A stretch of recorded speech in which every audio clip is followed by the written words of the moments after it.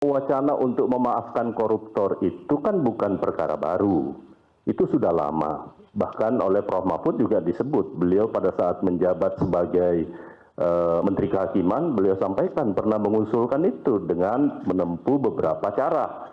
Bahkan beliau menyatakan bisa mencontoh apa yang dilakukan oleh Latvia kalau tidak salah ya. Dan juga Afrika Selatan. Artinya waktu itu menurut Prof. Mahfud itu tidak ada yang berani. Nah karena itu teman-teman semua saya ingin menyampaikan bahwa urusan amnesti ataupun pengampunan maksud saya di dalam hukum pidana kita sudah mengenal itu dalam praktek ya. Satu, untuk tindak pidana korupsi kan sudah ada restoratif justice yang sudah diterapkan di beberapa aparat penegak hukum tergantung jumlah kerugian negaranya.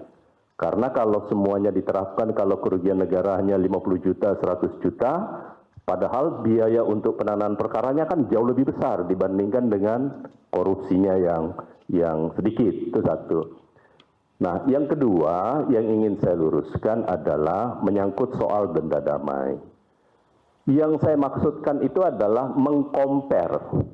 Karena undang-undang tindak pidana korupsi ataupun juga undang-undang kejaksaan khusus kepada tindak pidana ekonomi, dua-duanya itu adalah tindak pidana yang merugikan keuangan negara, merugikan perekonomian negara.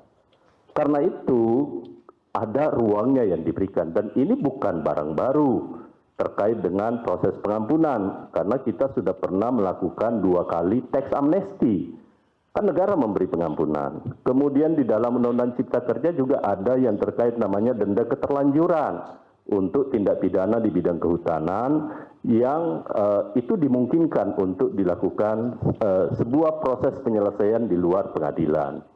Nah karena itu hanya compare bahwa ada aturan yang mengatur, tetapi bukan berarti Presiden akan menempuh itu, sama sekali tidak. Karena bukan domain Presiden kalau menyangkut soal denda damai tadi.